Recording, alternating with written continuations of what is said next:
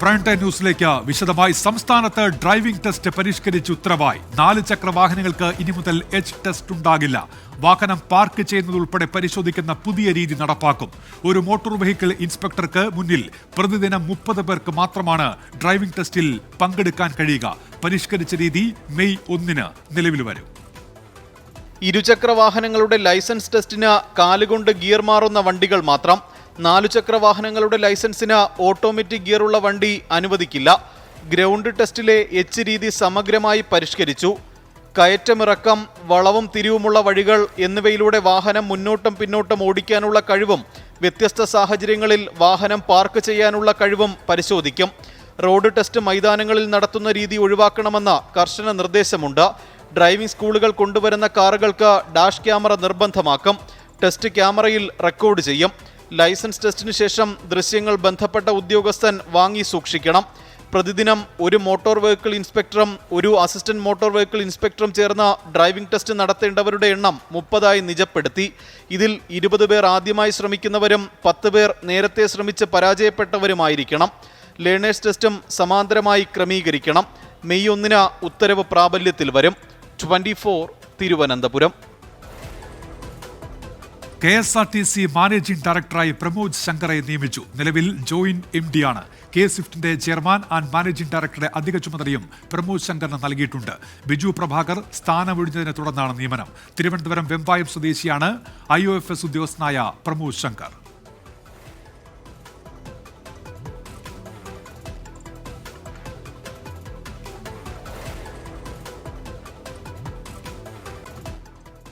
തിരുവനന്തപുരം RCCയിൽ ആശുപത്രി നവീകരണത്തിന് മറവിൽ ലക്ഷങ്ങൾ വിലയുള്ള തടി ഉരുപ്പിടികൾ മോഷണം പോയി.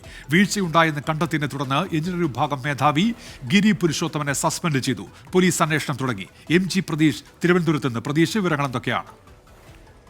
ഉന്മേഷ, RCCയിൽ നവീകരണത്തിന്റെ മറവിലാണ് ലക്ഷങ്ങൾ വിലയുള്ള തടി ഉരുപ്പടികൾ മോഷണം പോയത്. ഇതുമായി ബന്ധപ്പെട്ട് RCCയിൽ കഴിഞ്ഞ കുറച്ച് നാളുകളായി ആഭ്യന്തര അന്വേഷണം പുരോഗമിക്കുകയായിരുന്നു. ഈ ആഭ്യന്തര അന്വേഷണത്തിലാണ് എഞ്ചിനീയറിംഗ് വിഭാഗ മേധാവിയുടെ ഭാഗത്ത് നിന്ന് വലിയ വീഴ്ച സംഭവിച്ചുവെന്ന് കണ്ടെത്തിയത്. ഇതിന് പിന്നാലെയാണ് എഞ്ചിനീയറിംഗ് വിഭാഗം മേധാവി ഗിരി പുരുഷോത്തമനെ ഇപ്പോൾ അന്വേഷണ വിധേയമായി സസ്പെൻഡ് ചെയ്തിരിക്കുന്നത്. ഈ ആക്രി എടുക്കാൻ വന്ന വാഹനത്തിലാണ് ഈ തടി ഉരുപ്പടികൾ കടത്തിയത്. 50 തേക്കിൻ ഡോർ സെറ്റുകൾ അടക്കമാണ് മോഷണം പോയിരിക്കുന്നത്. ഇതുമായി ബന്ധപ്പെട്ട പോലീസിന്റെയും അന്വേഷണം ഇപ്പോൾ തുടരുകയാണ്. ഈ സാധനങ്ങൾ എങ്ങോട്ടേക്കാണ് കൊണ്ടുപോയത്, ആരാണ് കടത്തിയത് എന്നതടക്കമുള്ള കാര്യങ്ങൾ പരിശോധിക്കുന്നുണ്ട്. ഈ ഉദ്യോഗസ്ഥന്റെ വീഴ്ചയിലേക്ക് വന്നാൽ ഇതിനെല്ലാം മേൽനോട്ടം വഹിക്കേണ്ട, അല്ലെങ്കിൽ ഇത് കൃത്യമായി നിരീക്ഷിക്കേണ്ട ഉദ്യോഗസ്ഥനാണ് ഈ വീഴ്ച വരുത്തിയത്. അതുകൊണ്ട് തന്നെ ഉദ്യോഗസ്ഥനെതിരെ നടപടി സ്വീകരിക്കുന്നു എന്നതാണ് RCC നൽകുന്ന വിശദീകരണം. ഒപ്പം ഈ അനധികൃതമായി വാഹനം RCCയിലേക്ക്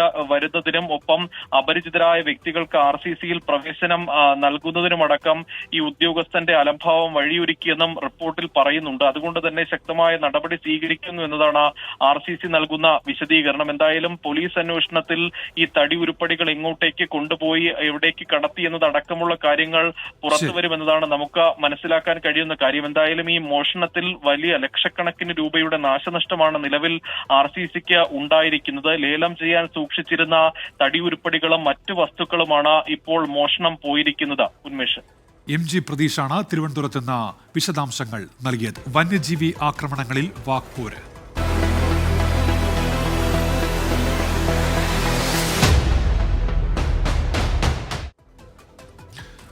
മനുഷ്യർക്ക് ഭീഷണിയാകുന്ന വന്യമൃഗങ്ങളെ വെടിവെച്ച് കൊല്ലാൻ സംസ്ഥാനങ്ങൾക്ക് അധികാരമുണ്ടെന്ന് കേന്ദ്ര വനം പരിസ്ഥിതി മന്ത്രി ഭൂപേന്ദ്ര യാദവ്. വന്യജീവി ആക്രമണത്തിൽ കൊല്ലപ്പെടുന്നവരുടെ കുടുംബത്തിന് കേന്ദ്രം 10 ലക്ഷം രൂപ നൽകുന്നുണ്ടെന്നും മന്ത്രി അവകാശപ്പെട്ടു. ഈ തുക സംസ്ഥാന സർക്കാർ എന്തു ചെയ്യുകയാണെന്ന് കോൺഗ്രസ് MLA മാർ ചോദിച്ചു. കേന്ദ്രമന്ത്രിയുടെ പ്രസ്താവനകൾ തെറ്റിദ്ധരിപ്പിക്കുന്നതാണെന്ന് സംസ്ഥാന വനമന്ത്രി AK ശശീന്ദ്രൻ പ്രതികരിച്ചു. അക്രമകാരികളായ മൃഗങ്ങളെ കൊല്ലാൻ നിയമം അനുവദിക്കുന്നില്ലെന്ന വാദത്തെ തള്ളുകയാണ് കേന്ദ്ര വനം മന്ത്രി. ഇക്കാര്യത്തിൽ ചീഫ് വൈൽഡ് ലൈഫ് വാർഡന് തീരുമാനമെടുക്കാമെന്ന് 1972 വന്യജീവി സംരക്ഷണ നിയമത്തിൽ വ്യക്തമാക്കുന്നുണ്ട്. നിയമം ഭേദഗതി ചെയ്യേണ്ട ആവശ്യമില്ലെന്നും Bhupendra Yadav. So power is already there. The state government wants, the power is with them, with their chief wildlife, the power is there. And under that power, he can issue permission to trap, catch or kill a problematic animal. Kerala, Karnataka, Tamil Nadu സംസ്ഥാനങ്ങളുടെ ഏകോപനത്തിനും ആനത്താരകൾ വീണ്ടെടുക്കുന്നതിനും കോയമ്പത്തൂരിലെ സലീം അലി ഇൻസ്റ്റിറ്റ്യൂട്ടിനെ ചുമതലപ്പെടുത്തും. വന്യജീവി ആക്രമണങ്ങളിൽ മരിച്ചവരുടെ കുടുംബങ്ങൾക്ക് കേന്ദ്ര സഹായമായി 10 ലക്ഷം രൂപ നൽകുന്നുണ്ടെന്നും ഭൂപേന്ദ്ര യാദവ്. എന്നാൽ ഈ തുക വയനാട്ടിൽ ഒരു കുടുംബത്തിനും കിട്ടിയിട്ടില്ലെന്നും സംസ്ഥാന സർക്കാർ മറുപടി പറയണമെന്നും MLA-മാരായ ടി സിദ്ദീഖും IC ബാലകൃഷ്ണനും പ്രതികരിച്ചു. മന്ത്രി ഇവിടെ പറഞ്ഞത് 10 ലക്ഷം രൂപ സെൻട്രൽ ഗവൺമെൻറ് നൽകുന്നു എന്നുള്ളതാണ്. ആ സെൻട്രൽ ഗവൺമെൻറ് നൽകിയതായിരിക്കുന്ന തുക എന്തുകൊണ്ട് വിക്ടിംസിന് കിട്ടിയില്ല എന്നുള്ളത് കേരളത്തിലെ വനം വകുപ്പ് മന്ത്രി ഈ കാര്യത്തിൽ ഉത്തരവാദിത്തത്തോടു കൂടി മറുപടി പറയണം. ഇപ്പോൾ കേന്ദ്രമന്ത്രി പറഞ്ഞു, ഞങ്ങളിത് ആവശ്യപ്പെട്ടപ്പോൾ കേന്ദ്രമന്ത്രി പറഞ്ഞു 10 ലക്ഷം രൂപ സെൻട്രൽ ഗവൺമെൻറ് കൊടുക്കുന്നു. അപ്പോൾ സംസ്ഥാന ഗവൺമെൻറ്റിൻ്റെ ഉദ്യോഗസ്ഥന്മാരായി ഞങ്ങൾ ചർച്ച നടത്തിയപ്പോൾ അവർ പറയുന്നു ഇത് സ്റ്റേറ്റ് ഗവൺമെൻറ്റിൻ്റെ പ്ലാൻ പദ്ധതിയിൽ നിന്നാണ്, അക്കൗണ്ടിൽ നിന്നാണ് ഞങ്ങൾ കൊടുക്കുന്നത്. ജനപ്രതിനിധികളുടെയും ഇവിടുത്തെ പൊതുജനങ്ങളുടെയും സംശയങ്ങൾ തീർക്കേണ്ട ഉത്തരവാദിത്വം ഇവർക്ക് രണ്ടുപേർക്കുമുണ്ട്. കേന്ദ്രമന്ത്രിയുടെ പ്രസ്താവനകൾ രാഷ്ട്രീയ ലക്ഷ്യത്തോടെയെന്ന സംസ്ഥാന വനം മന്ത്രി AK Saseendran. Chief wildlife വാർഡന് മൃഗങ്ങളെ വെടിവെച്ചു കൊല്ലാൻ തീരുമാനിക്കുന്നതിന് കർശന നിബന്ധനകളാണുള്ളത്. ഇതിനു പുറമെ കേന്ദ്ര സർക്കാരിന്റെ അപ്രായോഗിക മാർഗനിർദ്ദേശങ്ങളുമുണ്ട്. കോമ്പൻസേറ്ററി അഫോറസ്റ്റേഷൻ ഫണ്ട് ആക്ട് പ്രകാരം കേന്ദ്രം നൽകുന്ന തുക വന്യജീവി ആക്രമണത്തിന് നഷ്ടപരിഹാരമായി നൽകാൻ കഴിയില്ലെന്നും AK ശശീന്ദ്രൻ വിശദീകരിച്ചു. കേന്ദ്രമന്ത്രി വസ്തുതകൾ മറച്ചുവെക്കുകയാണെന്നാണ് ആരോപണം. 24 വയനാട്. പുൽപ്പള്ളിയിൽ വന്യജീവി ആക്രമണത്തിന് എതിരായ പ്രതിഷേധത്തിനിടെയുണ്ടായ സംഘർഷവുമായി ബന്ധപ്പെട്ട കേസിൽ 5 പേർ കൂടി അറസ്റ്റിലായി. പുൽപ്പള്ളി സ്വദേശി സുരേഷ് കുമാർ, പാടിച്ചിറ സ്വദേശി സണ്ണി, പാടിച്ചിറ കഴുമ്പൽ വീട്ടിൽ സണ്ണി ജോസഫ്, സീതാമൗണ്ട് പുതിയകുന്നൽ വീട്ടിൽ വിൻസെന്റ് മാത്യു, പാടിച്ചിറ ചക്കാത്ത് വീട്ടിൽ ഷൈൻജിത്ത് എന്നിവരെയാണ് പുതുപ്പള്ളി പോലീസ് അറസ്റ്റ് ചെയ്തത്. ഇതോടെ അറസ്റ്റിലായവരുടെ എണ്ണം 10 ആയി.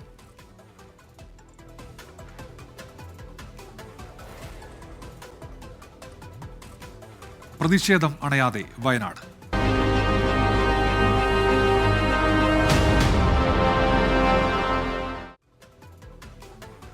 ഊരിപ്പിടിച്ച വാളുകൾക്കിടയിലൂടെ നടന്നുവെന്ന് പറയുന്ന മുഖ്യമന്ത്രി ആനയ്ക്കും കടുവയ്ക്കുമിടയിലൂടെ നടക്കുന്ന കർഷകരെ കാണണമെന്ന് Thalassery archbishop Mar Joseph Pamplani. പ്രതിഷേധിച്ചവർക്കെതിരെ കേസെടുത്ത് ഉമ്മാക്കി കാട്ടാമെന്ന് കരുതേണ്ടെന്ന മുന്നറിയിപ്പ്. എല്ലാം കേന്ദ്രത്തിന്റെ കയ്യിലാണെങ്കിൽ സംസ്ഥാനത്ത് എന്തിനാണ് വെള്ളാനയായി ഒരു വനംവകുപ്പെന്നും ജോസഫ് പാംപ്ലാനി ചോദിച്ചു. കർഷക പ്രതിനിധിയെ ലോക്സഭയിലേക്ക് അയക്കണമെന്ന് താമരശ്ശേരി ബിഷപ്പ്മാർ റെമിജിയോസ് ഇഞ്ചിയനാനിയയിൽ ആഹ്വാനം ചെയ്തു. സർക്കാർ പ്രതിനിധികൾ വഞ്ചിക്കുമ്പോൾ മറുപടി നൽകാൻ ഡൽഹിയിലെ കർഷകരെ മാതൃകയാക്കണമെന്നും മാർ റെമിജിയോസ് ഇഞ്ചനാനിയൽ പറഞ്ഞു. ബഹുമാനപ്പെട്ട മുഖ്യമന്ത്രി അങ്ങ് പറയാറുണ്ടല്ലോ, ഊരിപ്പിടിച്ച വാളുകൾക്ക് നടുവിലൂടെ ഞാൻ നടന്നു വന്നതോ എന്ന്. ഇതാ ഈ മലയോര ജനത പറയുന്നു, ഞങ്ങള് ഊരിപ്പിടിച്ച വാളിനിടയിലൂടെ മാത്രമല്ല ഒറ്റക്കൊമ്പന്റെയും ഇരട്ടക്കൊമ്പന്റെയും സകലമാന കടുവായുടെയും പുലിയുടെയും ഇടയിലൂടെയാണ് ഈ 80 കൊല്ലം ഈ വയനാട്ടിൽ ജീവിച്ചത് എങ്കിൽ ഇനിയും ഞങ്ങളത് ജീവിക്കും. നിങ്ങളുടെ കേസിന്റെ ഉമ്മാക്കി കാണിച്ച് ഈ ജനതയെ ഭയപ്പെടുത്താമെന്നും പെരക്കകത്തിരിക്കാമെന്നും ഒരാളും തെറ്റിദ്ധരിക്കേണ്ട കാര്യമില്ല. നമുക്ക് പ്രതിനിധികൾ ഉണ്ടാകണം, കർഷകരുടെ തന്നെ പ്രതിനിധികൾ ഉണ്ടാകണം. ഞാൻ നിങ്ങളോട് ആവശ്യപ്പെടുകയാണ്, ഒരുമിച്ച് നിന്നാൽ ഈ ലോക്സഭാ ഇലക്ഷനിൽ വയനാട്ടിൽ നിന്ന് ഒരു കർഷക പ്രതിനിധിയെ പാർലമെന്റിലേക്ക് അയക്കണമെന്നാണ് ഞാൻ നിങ്ങളോട് അഭ്യർത്ഥിക്കാനുള്ളത്. ഒറ്റക്കെട്ടായിട്ട് നിന്നാൽ അതിന് സാധിക്കുക തന്നെ ചെയ്യും. ഒരുമിച്ച് നിന്നാൽ ആരും നമ്മുടെ മുമ്പിൽ കീഴടങ്ങുമെന്ന് ഡൽഹിയിലെ ചലോ ഡൽഹി എന്ന കർഷകരുടെ കൂട്ടായ്മ മുന്നോട്ടുള്ള യാത്രയിൽ അവരെ തകർക്കുന്നതിന് വേണ്ടിയുള്ള അവരുടെ പരിശ്രമങ്ങളിൽ നമുക്ക് കാണുവാൻ സാധിക്കും. കർഷകരെ തകർക്കുവാൻ സാധിക്കില്ല. കോഴിക്കോട് കോടഞ്ചേരിയിൽ പുലിയിറങ്ങി എന്ന സംശയം. കണ്ടപ്പൻചാലിലെ CCTV ദൃശ്യങ്ങളിൽ കണ്ട ജീവി പുലിയാണെന്ന് നാട്ടുകാർ പറഞ്ഞു. വനംവകുപ്പ് ഉദ്യോഗസ്ഥർ സ്ഥലത്ത് പരിശോധന നടത്തി. CCTV ദൃശ്യങ്ങൾ 24-ന് ലഭിച്ചു.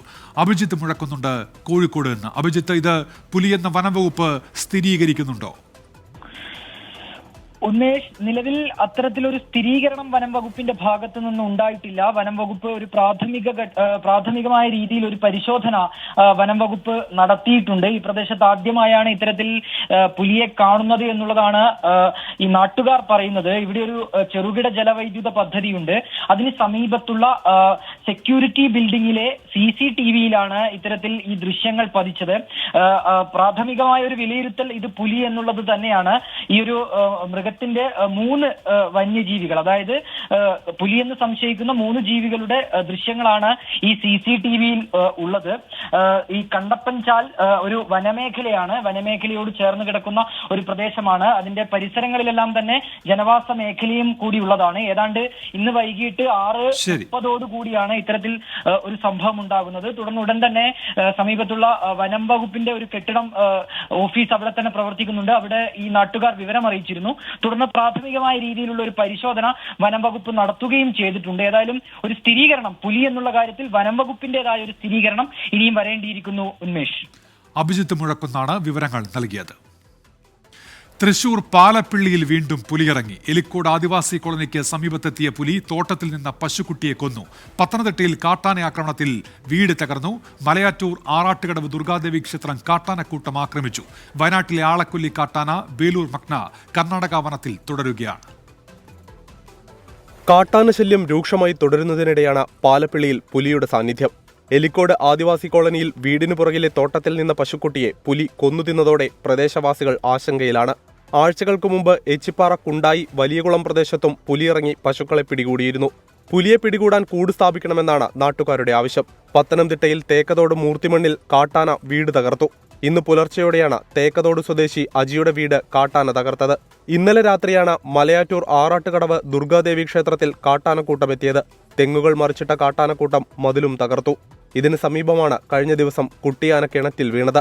വിവിധ ബ്യൂറോകൾക്കൊപ്പം 24 തൃശൂർ. അതിരപ്പള്ളി വെറ്റിലപ്പാറ അരൂർ മുഴിയിൽ കാട്ടാന ഇറങ്ങി. ഫെൻസിംഗ് തകർത്ത് ജനവാസ മേഖലയിൽ ഇറങ്ങിയ ആനയെ കണ്ട് പ്രദേശവാസികൾ പരിഭ്രാന്തരായി. റോഡിലിറങ്ങിയ ആന ആളുകളെ ഓടിച്ചു.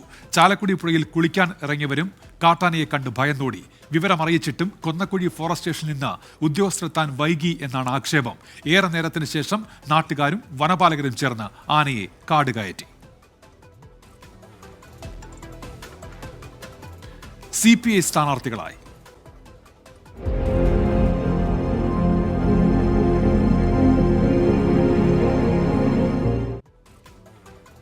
CPI 4 സീറ്റുകളിൽ സ്ഥാനാർത്ഥികളെ തീരുമാനിച്ചതോടെ ഇടതുമുന്നണി തെരഞ്ഞെടുപ്പ് ഗോതയിൽ സജീവമായി. തിരുവനന്തപുരത്ത് പന്ന്യൻ രവീന്ദ്രൻ തന്നെ മത്സരിക്കും. തൃശൂരിൽ കടുത്ത പോരാട്ടത്തിന് കളമൊരുക്കി VS സുനിൽകുമാർ അംഗത്തിനിറങ്ങും. വയനാട്ടിൽ ആനി രാജയും മാവേലിക്കരയിൽ CA അരുൺകുമാറും മത്സരിക്കും. ഈ മാസം 26-ന് CPI-യും 27-ന് CPIM-ഉം ഔദ്യോഗിക സ്ഥാനാർത്ഥി പ്രഖ്യാപനം നടത്തും. തിരുവനന്തപുരത്ത് മത്സരിക്കാൻ താൽപ്പര്യമില്ലെന്ന് പന്ന്യൻ രവീന്ദ്രൻ പരസ്യമായി പറഞ്ഞതാണ്. എന്നാൽ മറ്റു പേരുകളിലേക്ക് പോകാൻ പാർട്ടി നേതൃത്വത്തിന് കഴിഞ്ഞില്ല. പൊതുസ്വതന്ത്രനെ ഇറക്കിയുള്ള പരീക്ഷണം വേണ്ട എന്നും നേതൃതലത്തിൽ അഭിപ്രായമുണ്ടായി. മുതിർന്ന നേതാക്കളടക്കം പന്ന്യൻ രവീന്ദ്രനോട് സംസാരിച്ചതോടെയാണ് അദ്ദേഹം അനുനയത്തിന്റെ പാതയിലെത്തിയത്. മത്സരിക്കാനുള്ള സമ്മതം പന്ന്യൻ നേതൃത്വത്തെ പിന്നീട് അറിയിച്ചു. ശശി തരൂരിനെ പന്ന്യൻ തന്നെയായിരിക്കും നേരിടുക എന്ന് ഇതോടെ വ്യക്തമായി. 2005-ൽ PK വാസുദേവൻ നായരുടെ മരണത്തിന് ശേഷം നടന്ന ഉപതെരഞ്ഞെടുപ്പിൽ ലോക്സഭയിലേക്ക് പന്ന്യൻ വിജയിച്ചിരുന്നു. മാവേലിക്കരയിൽ കൊടിക്കുന്നിൽ സുരേഷിനെ നേരിടാൻ AIYF നേതാവ് CA അരുൺകുമാറായിരിക്കും എത്തുക. ജില്ലാ നേതൃത്വത്തിന് താൽപര്യം പരിഗണിച്ചാണ് തീരുമാനം. ശക്തമായ ത്രികോണ പോരാട്ടം നടക്കുന്ന തൃശൂരിൽ VS സുനിൽകുമാറിനെ കളത്തിലിറക്കാനാണ് CPI തീരുമാനം. VS സുനിൽകുമാറിന്റെ ജനകീയത നേട്ടമുണ്ടാക്കുമെന്നാണ് വിലയിരുത്തൽ. വനിതാ പ്രാതിനിധ്യം പരിഗണിച്ചാണ് വയനാട്ടിൽ ആനി രാജ ഇറക്കുന്നത്. നാളെ മുതൽ ചേരുന്ന ജില്ലാ എക്സിക്യൂട്ടീവ് ഈ പേരുകൾ വിശദമായി ചർച്ച ചെയ്യും. 26-ന് സംസ്ഥാന എക്സിക്യൂട്ടീവും സംസ്ഥാന കൗൺസിലും പട്ടിക ചർച്ച ചെയ്ത് ഔദ്യോഗികമായി സ്ഥാനാർത്ഥികളെ പ്രഖ്യാപിക്കും. 24 തിരുവനന്തപുരം. എറണാകുളത്തും പൊന്നാനിയിലും CPIM സ്ഥാനാർത്ഥികൾ ആയത് അപ്രതീക്ഷിത മുഖങ്ങൾ. പഴയ ലീഗ് നേതാവായ KS ഹംസയ്ക്ക് മുസ്ലിം സംഘടനകളുമായുള്ള ബന്ധം പൊന്നാനിയിൽ വോട്ടാകും എന്നാണ് പ്രതീക്ഷ. എറണാകുളത്ത് പാർട്ടി ചിഹ്നത്തിൽ മത്സരിക്കാൻ കഴിയുന്ന വനിതാ സ്ഥാനാർത്ഥിക്കായുള്ള CPIM അന്വേഷണമാണ് KJ ഷൈനിലേക്ക് എത്തിയത്. UDFന് ശക്തമായ മേൽക്കൈയുള്ള പൊന്നാനിയിലും എറണാകുളത്തും അപ്രതീക്ഷിത സ്ഥാനാർത്ഥികളിലൂടെ പരമാവധി വോട്ട് നേടാനാണ് CPIMന്റെ ശ്രമം. പഴയ ലീഗ് നേതാവായ KS ഹംസയിലൂടെ പൊന്നാനിയിൽ ശക്തമായ മത്സരം കാഴ്ചവെക്കാനാകുമെന്നാണ് വിലയിരുത്തൽ. സമുദായ നേതാക്കളുമായുള്ള ഹംസയുടെ ബന്ധം ഗുണമാകുമെന്നും CPIM കരുതുന്നു. ഒരാളുടെയും സമ്മർദ്ദത്തിന് ഞങ്ങൾ വഴങ്ങാൻ ഉദ്ദേശിക്കുന്നില്ല. എന്നാൽ ഞാൻ നേരത്തെ പറഞ്ഞില്ലേ, ഞങ്ങൾക്ക് ആശ്രയിക്കാനാവാത്ത ആരും ഇവിടെ ഇല്ല. ഞങ്ങളെ ആശ്രയിക്കാനാവാത്ത ആളും ഇല്ല. ഇത് രണ്ടും കൂടി വന്നാൽ പിന്നെ എന്താ കേരളത്തിൻ്റെ ഒരു അവസ്ഥ? പാർട്ടി അംഗം പോലുമല്ലാത്ത പൊതുസമ്മതരെ പലതവണ സ്ഥാനാർത്ഥിയാക്കി അണികളെ ഞെട്ടിച്ച പാരമ്പര്യം എറണാകുളത്ത് CPIMനുണ്ട്. എന്നാൽ ഈ പതിവ് ഇത്തവണ തിരുത്തി. സാമുദായിക പ്രാതിനിധ്യവും പുതുമുഖമെന്ന പരിഗണനയും നൽകിയാണ് KJ ഷൈൻ എന്ന അധ്യാപക സംഘടനാ നേതാവിലേക്ക് CPIM എത്തിയത്. എറണാകുളം പാർലമെന്റ് മണ്ഡലത്തിലും ഇലക്ഷൻ വരുമ്പോൾ ഞാൻ ഇലക്ഷൻ വർക്കിൽ ഇറങ്ങുന്ന ആളാണ്. അപ്പോൾ അതുപോലെ തന്നെ ഇപ്രാവശ്യം ഇറങ്ങും. ബാക്കി കാര്യങ്ങൾ പാർട്ടി തീരുമാനം അറിയുന്ന മുറയ്ക്ക് പാർട്ടി നിർദ്ദേശം അനുസരിച്ച് പ്രവർത്തിക്കും. വ്യക്തി എന്നതിനപ്പുറം തെരഞ്ഞെടുപ്പിൽ രാഷ്ട്രീയത്തിനാണ് പ്രാധാന്യമെന്ന് ഹൈബി ഈഡന്റെ പ്രതികരണം. ഒരു വ്യക്തി എന്നതിനപ്പുറത്ത് ഈ തെരഞ്ഞെടുപ്പിന് വലിയ രാഷ്ട്രീയ പ്രാധാന്യവും മാനവുമുണ്ട്. അപ്പം ഇതൊരു രാഷ്ട്രീയ പോരാട്ടമാണ്. ആ രാഷ്ട്രീയ പോരാട്ടത്തിൽ ഈ സർക്കാരിനെ വിലയിരുത്തുന്ന, കേന്ദ്ര സർക്കാരിൻ്റെ നയങ്ങളെ വിലയിരുത്തുന്ന ഒരു MP എന്നുള്ള രീതിയിൽ എൻ്റെ പാർലമെൻ്ററി പെർഫോമൻസിനെയും മണ്ഡലത്തിലെ വികസന പദ്ധതികളും എല്ലാം ചർച്ച ചെയ്യപ്പെടുന്ന ഒരു തെരഞ്ഞെടുപ്പായി ഇത് മാറണമെന്ന് ആഗ്രഹിക്കുന്ന ഒരാളാണ് ഞാൻ. ആത്മവിശ്വാസത്തോടെ UDFും കോട്ടകൾ പിടിച്ചുലയ്ക്കാമെന്ന പ്രതീക്ഷയിൽ CPIMും കരുക്കൾ നീക്കുമ്പോൾ പോരാട്ടം തീപാറും. മലപ്പുറം ബ്യൂറോയ്ക്കൊപ്പം 24 കൊച്ചി. UDF സീറ്റ് വിഭജനം സമരാജ്ഞി ജാഥയ്ക്ക് പിന്നാലെ പൂർത്തിയാക്കും. മുസ്ലിം ലീഗിന്റെ 3ാം സീറ്റ് ആവശ്യം ന്യായമെന്ന K മുരളീധരന്റെ പ്രസ്താവന തള്ളി UDF കൺവീനർ MM ഹസൻ രംഗത്തെത്തി. ചർച്ച നടക്കുന്ന വിഷയത്തിൽ അഭിപ്രായം പറയാൻ കഴിയില്ലെന്ന് MM ഹസൻ പ്രതികരിച്ചു. മുസ്ലിം ലീഗിന്റെ 3ാം സീറ്റ് ആവശ്യത്തിൽ ഇന്നും ഒരു തീരുമാനത്തിലേക്കെത്താൻ UDF നേതൃത്വത്തിന് കഴിഞ്ഞിട്ടില്ല. സമരാഗ്നി ജാഥ നടക്കുന്നതിനാലാണ് UDF ഏകോപന സമിതി യോഗം വൈകുന്നത് എന്നാണ് നേതാക്കളുടെ വിശദീകരണം.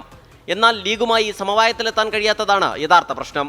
ഇതിൽ മുന്നണിയിലെ മറ്റ് ഘടകകക്ഷികൾക്ക് അതൃപ്തിയുണ്ട്. 2 ദിവസത്തിനുള്ളിൽ ഏകോപന സമിതിയുടെ തീയതി തീരുമാനിക്കുമെന്ന് UDF കൺവീനർ MM ഹസൻ പറഞ്ഞു. ഉടൻ തന്നെ UDFിന്റെ മുസ്ലിം ലീഗുമായിട്ടുള്ള ഉഭയകക്ഷി ചർച്ച പൂർത്തിയാക്കി UDF യോഗം ഉടൻ തന്നെ വിളിക്കാനാണ് ഞങ്ങൾ ആലോചിക്കുന്നത്. മുസ്ലിം ലീഗിന് 5 or 6 സീറ്റിന് അർഹതയുണ്ടെന്ന K മുരളീധരന്റെ പ്രസ്താവന UDF കൺവീനർ തള്ളി. അതല്ല മുരളീധരന്റെ അഭിപ്രായം. ഞങ്ങൾ കാര്യം ചർച്ച ചെയ്തുകൊണ്ടിരിക്കുകയാണ്. ചർച്ച ചെയ്തുകൊണ്ടിരിക്കുന്ന ഒരു കാര്യത്തെക്കുറിച്ച് ഇപ്പോൾ അഭിപ്രായം പറയാൻ UDF കൺവീനർ എന്ന നിലയ്ക്ക് എനിക്ക് സാധിക്കില്ലല്ലോ. ഔദ്യോഗിക പ്രഖ്യാപനം വന്നിട്ടില്ലെങ്കിലും ആലപ്പുഴ, കണ്ണൂർ എന്നീ മണ്ഡലങ്ങൾ ഒഴികെയുള്ള ഇടങ്ങളിൽ സ്ഥാനാർത്ഥികൾ സംബന്ധിച്ച് ധാരണയായിട്ടുണ്ട്. 24 തിരുവനന്തപുരം. ഇപ്പോൾ 2 വാർത്തകൾ വരുന്നുണ്ട്. അതിലൊന്ന് കോഴിക്കോട് കൊയിലാണ്ടി, അവിടെ CPIM ടൗൺ ലോക്കൽ സെക്രട്ടറി സത്യന് കുത്തേറ്റു എന്നുള്ള വാർത്ത വരുന്നു. ദീപക് ധർമ്മയുടെ വാർത്ത റിപ്പോർട്ട് ചെയ്യുന്നുണ്ട്. മറ്റൊന്ന്, ശരത് പവാറിന്റെ പുതിയ പാർട്ടിക്ക് തെരഞ്ഞെടുപ്പ് കമ്മീഷൻ പാർട്ടി ചിഹ്നം അനുവദിച്ചിരിക്കുന്നു. കേന്ദ്ര തെരഞ്ഞെടുപ്പ് കമ്മീഷനാണ് പുതിയ ചിഹ്നം അനുവദിച്ചത് എന്നാണ് പറയുന്നത്. അഭിജിത്ത് മുഴക്കുന്ന് ഇപ്പോൾ നേരത്തെ നൽകിയ വാർത്തയുടെ വിശദാംശങ്ങൾ നൽകുന്നു. കോഴിക്കോട് കൊയിലാണ്ടിയിൽ CPIM നേതാവ് കുത്തേറ്റു മരിച്ചു എന്നാണ് മനസ്സിലാക്കാൻ കഴിയുന്നത്. Koyilandy town local secretary PV സത്യനാണ് മരിച്ചത്. ചെറിയപുറം ക്ഷേത്രം ഉത്സവത്തിനിടെയാണ് ആക്രമണം ഉണ്ടായതെന്നാണ് അഭിജിത്ത് വിവരങ്ങൾ നൽകുന്നത്. വളരെ വേഗം തന്നെ ആ വാർത്തയുടെ വിശദാംശങ്ങളിലേക്ക് എത്താം. ലോക്സഭാ തെരഞ്ഞെടുപ്പിൽ സംസ്ഥാനത്ത് പ്രചാരണ രംഗത്ത് നേരിട്ടിറങ്ങാൻ RSS പ്രചാർ വിഭാഗ് പ്രചാരണ പ്രവർത്തനങ്ങൾ ഏകോപിപ്പിക്കും. ഇതിന്റെ ഭാഗമായി സോഷ്യൽ മീഡിയ ഇൻഫ്ലുവൻസേഴ്സ് യോഗം അടുത്ത മാസം 10-ന് RSS കൊച്ചിയിൽ വിളിച്ചു ചേർത്തു. RSS BJP ദേശീയ നേതാക്കൾ പരിപാടിക്ക് നേതൃത്വം നൽകും എന്നാണ് വിവരം. BJP പ്രചാരണ സംവിധാനം സംസ്ഥാനത്ത് ശക്തമല്ലെന്ന് സംഘടനയ്ക്ക് ഉള്ളിൽ തന്നെ ആക്ഷേപം ഉയർന്നിരുന്നു. ഈ പശ്ചാത്തലത്തിലാണ് RSS നേരിട്ട് കളത്തിലിറങ്ങുന്നത്. BJPയുടെ പ്രചാരണ ഗാന വിവാദത്തിൽ ആർക്കെതിരെയും നടപടി എടുക്കില്ലെന്ന് കേരള പ്രഭാരി Prakash Javadekar. IT cell convener S ജയശങ്കറിനെ മാറ്റണമെന്നാവശ്യപ്പെട്ട് സംസ്ഥാന നേതൃത്വം ദേശീയ നേതൃത്വത്തെ സമീപിച്ചതിന് പിന്നാലെയാണ് ജാവ്ദേക്കറുടെ പ്രതികരണം. വിവാദത്തിൽ IT സെൽ കൺവീനർ BJP സംസ്ഥാന അധ്യക്ഷന് വിശദീകരണം നൽകി. പൊന്നാനിയിലെ പദയാത്രയ്ക്കിടെ ലൈവ് നൽകാൻ ഏൽപ്പിച്ച ടീമിന് അബദ്ധം പറ്റി. പവർ സപ്ലൈ നഷ്ടപ്പെട്ട് ലൈവ് കട്ടായപ്പോൾ യൂട്യൂബിൽ നിന്ന് പ്രചാരണ ഗാനങ്ങൾ പ്ലേ ചെയ്തു. ഇക്കൂട്ടത്തിൽ UPA കാലത്തെ പ്രചാരണ ഗാനം കൂടെ പ്ലേ ആയെന്നാണ് BJP മലപ്പുറം സോഷ്യൽ മീഡിയ ടീമിന്റെ വിശദീകരണം. IT cell convener S Jayasankar ഇക്കാര്യം രേഖാമൂലം സംസ്ഥാന അധ്യക്ഷൻ K സുരേന്ദ്രനെ അറിയിച്ചു. മറുപടിയിൽ സംസ്ഥാന നേതൃത്വം തൃപ്തരല്ല. 2009 ഗാനം ലൈവിൽ പോയത് കയ്യബദ്ധമല്ല എന്ന നിലപാടിൽ സംസ്ഥാന നേതൃത്വം ഉറച്ചു നിൽക്കുന്നു. S ജയശങ്കറും K സുരേന്ദ്രനുമായി നിലനിൽക്കുന്ന ശീതസമരത്തിന്റെ അനന്തരഫലമാണ് പ്രചാരണ ഗാന വിവാദമെന്ന് സംസ്ഥാന നേതൃത്വം സംശയിക്കുന്നു. S ജയശങ്കറിനെ IT സെൽ കൺവീനർ സ്ഥാനത്തു നിന്ന് മാറ്റണമെന്നാവശ്യപ്പെട്ട് സംസ്ഥാന നേതൃത്വം കേന്ദ്ര നേതൃത്വത്തെ സമീപിച്ചു. എന്നാൽ വിഷയത്തിൽ ആർക്കെതിരെയും നടപടി ഉണ്ടാകില്ലെന്ന് സംസ്ഥാന പ്രഭാരി പ്രകാശ് ജാവ്ദേക്കർ Xൽ കുറിച്ചു. ഇത്തരം പിഴവുകൾ പത്രങ്ങളിൽ നിത്യേന ഉണ്ടാകുന്നുണ്ട്. BJPക്കെതിരെ വാർത്ത നൽകുന്നതിനു മുമ്പ് യാഥാർത്ഥ്യം തേടണമെന്നും പ്രകാശ് ജാവ്ദേക്കർ പ്രതികരിച്ചു. പ്രകാശ് ജാവ്ദേക്കറിന്റേത് വ്യക്തിപരമായ അഭിപ്രായമായി കണ്ടാൽ മതിയെന്നാണ് സംസ്ഥാന നേതൃത്വത്തിന്റെ പക്ഷം. അലക്സ് റാം മുഹമ്മദ്, 24 തിരുവനന്തപുരം. നേരത്തെ സൂചിപ്പിച്ച വാർത്ത വിശദാംശങ്ങളിലേക്ക്. കോഴിക്കോട് കൊയിലാണ്ടിയിൽ CPIM ലോക്കൽ സെക്രട്ടറിയെ വെട്ടിക്കൊലപ്പെടുത്തിയെന്നുള്ള വാർത്ത വരുന്നു. Koyilandy town local secretary PV സത്യനാഥാണ് മരിച്ചത്. ചെറിയപുറം ക്ഷേത്രോത്സവത്തിനിടെയാണ് ഈ ആക്രമണമുണ്ടായത്? വിശദാംശങ്ങളുമായി അഭിജിത്ത് മുഴക്കുന്ന് ഇപ്പോൾ ചേരുന്നുണ്ട്. അഭിജിത്ത്, ഇത് എന്താണ് സംഭവിച്ചത്? പോലീസ് നൽകുന്ന വിവരം എന്താണ് അഭിജിത്ത്? ഉന്മേഷ്, ചെറിയപുറം പരദേവത പേരില്ലോത്തോൻ ക്ഷേത്രത്തിൽ തിറമഹോത്സവം നടക്കുകയായിരുന്നു. ഇതിനോടനുബന്ധിച്ചൊരു ഗാനമേള നടക്കുന്നുണ്ടായിരുന്നു. ഈ ഗാനമേള നടക്കുന്ന സമയത്താണ് ഈ ഓഫീസ് പരിസരത്ത് വെച്ച് ഈ CPIM നേതാവിന് വെട്ടേറ്റത്. ഇദ്ദേഹം കൊയിലാണ്ടി ടൗൺ ലോക്കൽ സെക്രട്ടറിയാണ്. PV സത്യൻ എന്നുള്ളതാണ് ഇദ്ദേഹത്തിന്റെ പേര്. ഇദ്ദേഹത്തിന് വെട്ടേറ്റു എന്നുള്ളതാണ്. തുടർന്ന് അദ്ദേഹം മരിച്ചു എന്നുള്ള വിവരം കൂടി നമുക്കിപ്പോൾ അറിയാനായി സാധിക്കുന്നു. അദ്ദേഹത്തിന്റെ മൃതദേഹം നിലവിൽ കൊയിലാണ്ടി ജനറൽ ആശുപത്രിയിലാണുള്ളത്. എന്താണ് ഈ ഒരു കൊലപാതകത്തിലേക്ക് നയിച്ചത് തുടങ്ങിയ കാര്യങ്ങളിൽ നമുക്ക് നിലവിലൊരു സ്ഥിരീകരണം ലഭിക്കേണ്ടിയിരിക്കുന്നു. പോലീസിന്റെ ഭാഗത്തുനിന്നടക്കം ഇത്തരത്തിൽ ഈ കാര്യത്തിൽ ഒരു വിശദീകരണം നമുക്ക് നിലവിൽ ലഭിച്ചിട്ടില്ല. ഏതായാലും ക്ഷേത്രം ഉത്സവം നടക്കുന്നതിനിടെയാണ് അപ്രതീക്ഷിതമായ ഒരു ആക്രമണം ഈ PV സത്യന് നേരെ ഉണ്ടാകുന്നത്. അവിടെ ഒരു സംഘർഷം ഉണ്ടായിട്ടില്ല എന്നുള്ളതാണ് നമ്മൾ നിലവിൽ മനസ്സിലാക്കുന്നത്. അതായത് ഏതെങ്കിലും ഒരു സംഘർഷത്തിന്റെ തുടർച്ചയെന്നോണം ഇദ്ദേഹത്തിന് കുത്തേറ്റതല്ല. ഈ ഗാനമേള നടക്കുന്നതിനിടയിൽ ഈ ഓഫീസ് പരിസരത്ത് വെച്ച് ഇദ്ദേഹത്തെ കുത്തുകയായിരുന്നു. അതൊരു സംഘമാണോ ഒരാളാണോ എന്നുള്ള കാര്യത്തിലൊന്നും തന്നെ നമുക്ക് നിലവിൽ ഒരു സ്ഥിരീകരണം ലഭിച്ചിട്ടില്ല. ഏതെങ്കിലും തരത്തിൽ ഒരു രാഷ്ട്രീയ സംഘർഷം അവിടെ നിലനിൽക്കുന്നതായും നിലവിൽ നമുക്ക് അറിവില്ല. ഏതായാലും അദ്ദേഹത്തിന്റെ മരണം നിലവിൽ സ്ഥിരീകരിച്ചിട്ടുണ്ട്. CPIM ലോക്കൽ സെക്രട്ടറിയാണ്. Koyilandy town local secretary PV സത്യനാണ് കൊല്ലപ്പെട്ടിരിക്കുന്നത്. അദ്ദേഹത്തിന്റെ മൃതദേഹം നിലവിൽ കൊയിലാണ്ടി ജനറൽ ആശുപത്രിയിലാണ് ഉള്ളത്. ഉന്മേഷ്, ദീപക് ധർമ്മടം കൂടി ഇപ്പോൾ ചേരുന്നുണ്ട് കോഴിക്കോട് നിന്ന്. ദീപക്, അവിടെ ഏതെങ്കിലും തരത്തിൽ സംഘർഷാവസ്ഥ ഉണ്ടായിരുന്ന ഒരു മേഖലയാണോ അതോ പൊടുന്നനെ ഉണ്ടായ ഒരു ആക്രമണമാണോ? എന്തൊക്കെയാണ് പ്രാഥമികമായി ലഭിക്കുന്ന വിവരങ്ങൾ ദീപക്? ഉന്മേഷ്, CPIM ജില്ലാ സെക്രട്ടറി P മോഹന മാസ്റ്ററുമായി അല്പം മുൻപ് ഞാൻ സംസാരിച്ചു. ഈ കൊലപാതകത്തിന്റെ കാരണം എന്തുള്ളത് ഇപ്പോഴും വ്യക്തമല്ല. കാരണം ആരാണ് കൊലപാതകം നടത്തിയത് എന്നുള്ളതും മോഹന മാസ്റ്റർ ഇപ്പോൾ കൊയിലാണ്ടിയിലേക്ക് യാത്ര പുറപ്പെടുന്നു എന്നുള്ളതാണ് പറഞ്ഞത്. പക്ഷേ ദാരുണമായ ഒരു കൊലപാതകമാണ്. മാത്രവുമല്ല, ഇദ്ദേഹം ഏതെങ്കിലും രീതിയിൽ മറ്റുള്ളവർ ആക്രമിക്കപ്പെടുന്ന രീതിയിലുള്ള ഏതെങ്കിലും രീതിയിലുള്ള പെരുമാറ്റമോ ഒന്നുമുള്ള ആളല്ല, ശത്രുക്കളുള്ള ഒരാളല്ല. അവിടെ ഒരു പ്രായം ചെന്ന ഏതാണ്ട് 58 വയസ്സ് സത്യനാഥനുണ്ട്. അവിടുത്തെ കൊയിലാണ്ടി നഗരപരിധിയിലെ CPIMന്റെ ഒരു മുഖമായി നിന്ന് പ്രവർത്തിക്കുന്ന ആൾ കൂടിയാണ്. വളരെ ഒരു പക്വതയോടുകൂടി രാഷ്ട്രീയ പ്രവർത്തനം നടത്തുന്ന ഒരു മുതിർന്ന പൊതുപ്രവർത്തകനാണ്. അതുകൊണ്ട് തന്നെ ഏത് നിലയിലാണ് ഈ കൊലപാതകം നടന്നത് എന്നുള്ളത് CPIMന്റെ പ്രാദേശിക നേതാക്കൾക്ക് പോലും കൃത്യമായൊരു വ്യക്തതയില്ല. ഉത്സവപ്പറമ്പിൽ വെച്ചാണ് കുത്തേറ്റ് രക്തം വാർന്നാണ് മരിച്ചത് എന്നുള്ളത് ദൃശ്യങ്ങളിൽ നമുക്കിപ്പോൾ 24 ആ ദൃശ്യങ്ങളിൽ തന്നെ കാണാവുന്നതാണ്. രക്തം അവിടെ ഒലിച്ച് തളം കെട്ടി നിൽക്കുന്നത്. ഇപ്പോൾ മൃതദേഹം കൊയിലാണ്ടി ജനറൽ ആശുപത്രിയിലാണുള്ളത്. പോലീസും സംഭവത്തെക്കുറിച്ച് കൂടുതൽ വിവരങ്ങൾ ഒന്നും തന്നെ നൽകുന്നില്ല. കാരണം കൊലപാതകം നടത്തിയത് ആരാണ് എന്നുള്ളത് ഉൾപ്പെടെയുള്ള കാര്യങ്ങളിൽ ഒരു വ്യക്തത വരേണ്ടതുണ്ട്. ഇത് എന്താണ് ഇതിൽ സംഘർഷത്തിലേക്ക് നയിച്ച അല്ലെങ്കിൽ കൊലപാതകത്തിലേക്ക് നയിച്ച സംഭവങ്ങൾ എന്താണ് എന്നുള്ളതും CPIMന്റെ പ്രാദേശിക നേതൃത്വത്തിനോ ജില്ലാ നേതൃത്വത്തിനോ ഇത് സംബന്ധിച്ചൊരു വ്യക്തതയില്ല. അതേപോലെ തന്നെ മറ്റ് അവിടെയുള്ള പോലീസ് സംവിധാനത്തിലും ഒരു വ്യക്തത വന്നിട്ടില്ല എന്നുള്ളതാണ് ഇപ്പോൾ ലഭിക്കുന്ന വിവരം. ഏതായാലും CPIM ജില്ലാ നേതൃത്വം കൊയിലാണ്ടിയിലേക്ക് പുറപ്പെടുന്നു. ജില്ലാ സെക്രട്ടറി P മോഹന മാസ്റ്റർ കൊയിലാണ്ടിയിലേക്ക് പുറപ്പെടുന്നു. ഉത്സവപ്പറമ്പിൽ എന്തെങ്കിലും തർക്കമുണ്ടായോ എന്നുള്ളത് പോലും ഇപ്പോൾ ഈ ഘട്ടത്തിൽ വ്യക്തമല്ല. ഉന്മേഷ്, ദീപക്, ഈ പോലീസുമായി ബന്ധപ്പെടാൻ കഴിഞ്ഞിരുന്നു എന്തെങ്കിലും വിവരമുണ്ടോ?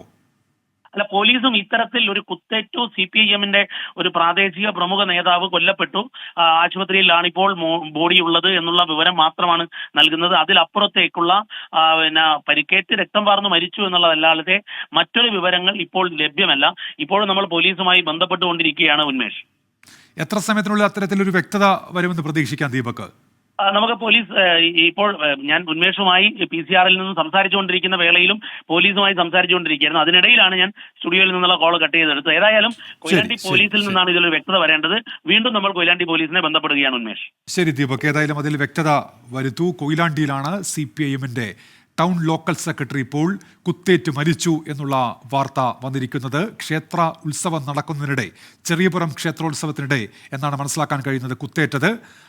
അങ്ങനെ ലോക്കൽ സെക്രട്ടറി കൊല്ലപ്പെട്ടു. അദ്ദേഹത്തിൻ്റെ മൃതദേഹം ഇപ്പോൾ കൊയിലാണ്ടി ആശുപത്രിയിലാണ് ഉള്ളത് എന്നാണ് മനസ്സിലാക്കാൻ കഴിയുന്നത്. ഇക്കാര്യത്തിൽ ഒരു വ്യക്തത വന്നിട്ടില്ല. ആരാണ് ആക്രമണത്തിന് പിന്നിൽ എന്നതുമായി ബന്ധപ്പെട്ട വിവരങ്ങൾ ഇപ്പോഴില്ല. പോലീസും അത് നൽകുന്നില്ല. CPIMന്റെ ജില്ലാ നേതൃത്വത്തെ ബന്ധപ്പെടുമ്പോഴും അത്തരത്തിലൊരു വിവരം അവർക്കും ലഭ്യമായിട്ടില്ല. അല്പസമയം തന്നെ ഈ വാർത്തയുടെ കൂടുതൽ വിവരങ്ങൾ പ്രേക്ഷകരിലേക്ക് എത്തിക്കാൻ കഴിയും. NCP ശരത് പവാർ പക്ഷത്തിന് പുതിയ ചിഹ്നം, കൊമ്പ് വിളിക്കുന്ന മനുഷ്യന്റെ ചിഹ്നമാണ് തെരഞ്ഞെടുപ്പ് കമ്മീഷൻ അനുവദിച്ചത്.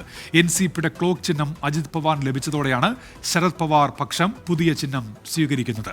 ബൽറാം നെടുങ്ങാടിയുണ്ട് ഡൽഹിയിൽ നിന്ന്. ബൽറാം, വിവരങ്ങൾ.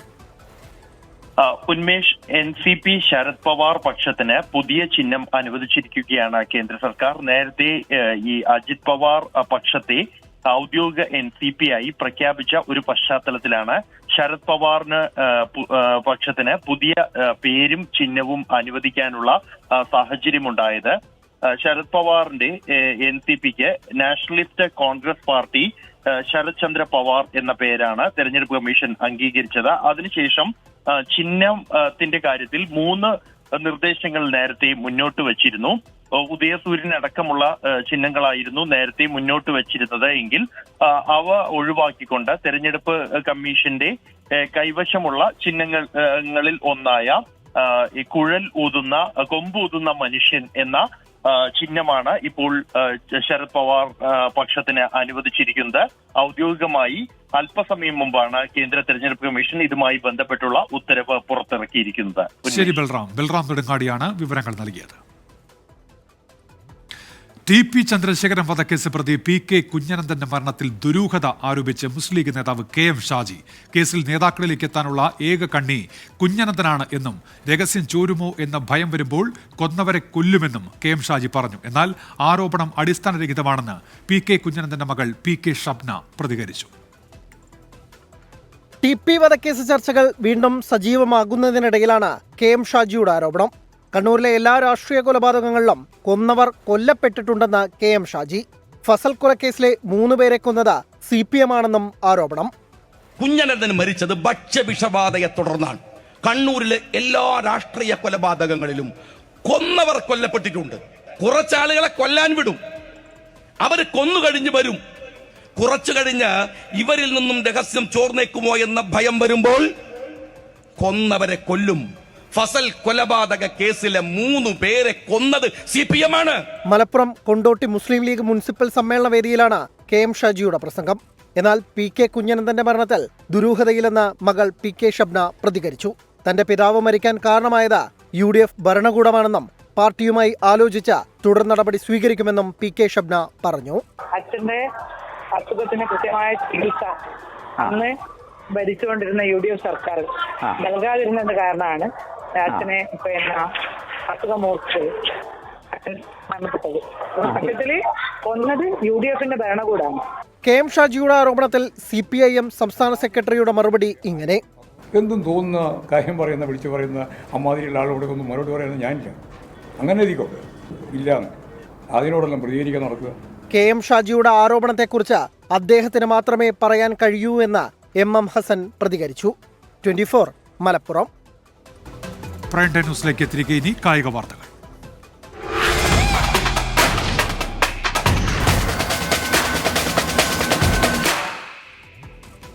IPL 17ാം സീസണ് മാർച്ച് 22-ന് തുടക്കമാകും. ഉദ്ഘാടന മത്സരത്തിൽ ചെന്നൈ സൂപ്പർ കിങ്സിന്റെ എതിരാളി റോയൽ ചലഞ്ചേഴ്സ് ബാംഗ്ലൂരാണ്. പൊതു തിരഞ്ഞെടുപ്പ് തീയതി പ്രഖ്യാപിക്കാത്തതിനാൽ ആദ്യ 21 മത്സരങ്ങളുടെ സമയക്രമമാണ് പുറത്തുവിട്ടിരിക്കുന്നത്. ചെപ്പോക്കിലെ ബ്ലോക്ക് ബസ്റ്റർ പോരാട്ടത്തോടെ IPL 17ാം സീസണ് കൊടിയേറ്റം. ഉദ്ഘാടന മത്സരത്തിൽ MS ധോണിയുടെ ചെന്നൈ സൂപ്പർ കിങ്സിന്റെ എതിരാളി വിരാട് കോഹ്ലിയുടെ റോയൽ ചലഞ്ചേഴ്സ് ബാംഗ്ലൂർ. രാത്രി 8-നാണ് ഉദ്ഘാടന മത്സരം. 2ാം ദിനവും 3ാം ദിനവും 2 പോരാട്ടങ്ങൾ വീതം. 23-ന് ഉച്ചയ്ക്ക് 3:30 ഋഷഭ് പന്തിന്റെ മടങ്ങിവരവ് പ്രതീക്ഷിക്കപ്പെടുന്ന ഡൽഹി ക്യാപിറ്റൽസ് പഞ്ചാബ് കിങ്സ് പോരാട്ടം.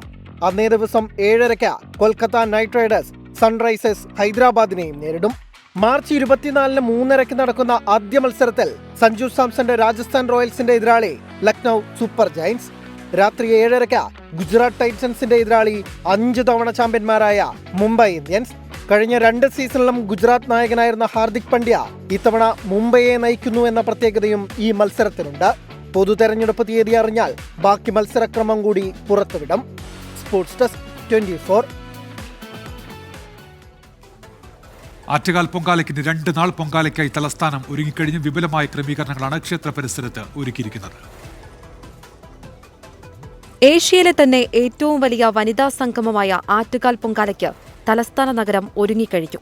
ഞായറാഴ്ചയാണ് ആറ്റുകാൽ പൊങ്കാല. വിപുലമായ ക്രമീകരണങ്ങളാണ് ക്ഷേത്ര പരിസരത്ത് ഒരുക്കിയിരിക്കുന്നത്. സുരക്ഷാ ചുമതലയ്ക്കായി 2 ബാച്ചുകളിലായി 1000-ലധികം പോലീസുകാരെ നിയോഗിച്ചു. ആറ്റുകാൽ ക്ഷേത്രത്തിന് സമീപം പോലീസ് പ്രത്യേക കൺട്രോൾ റൂം ആരംഭിച്ചു. ക്ഷേത്ര പരിസരത്ത് ഡ്രോൺ ഉൾപ്പെടെ ഉപയോഗിച്ച് പോലീസ് പരിശോധന നടത്തും. പൊങ്കാലയുമായി ബന്ധപ്പെട്ട വിപുലമായ ക്രമീകരണങ്ങളാണ് ആരോഗ്യവകുപ്പ് ഒരുക്കിയിരിക്കുന്നത്. ഡോക്ടർമാരടങ്ങിയ 10 മെഡിക്കൽ ടീമുകളെ ആംബുലൻസ് ഉൾപ്പെടെ നഗരത്തിൽ വിന്യസിക്കും. അത്യാഹിത വിഭാഗത്തിൽ 100 കിടക്കകളും പൊള്ളലേറ്റാൽ ചികിത്സയ്ക്കായി 30 കിടക്കകളും സജ്ജീകരിച്ചു. സംസ്ഥാനത്തിന്റെ വിവിധ ഭാഗത്തുനിന്ന് എത്തുന്ന ഭക്തർക്കായി റെയിൽവേയും KSRTCയും പ്രത്യേക സർവീസുകൾ നടത്തും. പൊങ്കാല ദിനമായ ഞായറാഴ്ച രാവിലെ പാളയം പള്ളിയിലെ ആരാധനകൾ ഒഴിവാക്കി. പള്ളിക്ക് മുന്നിൽ പൊങ്കാലയിടുന്നവർക്ക് സൗകര്യമൊരുക്കുന്നതിന്റെ ഭാഗമായാണ് തീരുമാനം. 24 തിരുവനന്തപുരം. ലോകത്തെവിടെയായാലും ഏത് സമയത്തും 24 വാർത്തകളും ഓഗ്മെന്റഡ് റിയാലിറ്റി പാക്കേജുകളും എക്സ്പ്ലെയിനറുകളും വിശദമായി കാണാൻ ഞങ്ങളുടെ യൂട്യൂബ് ചാനൽ നിങ്ങൾക്ക് സബ്സ്ക്രൈബ് ചെയ്യാം.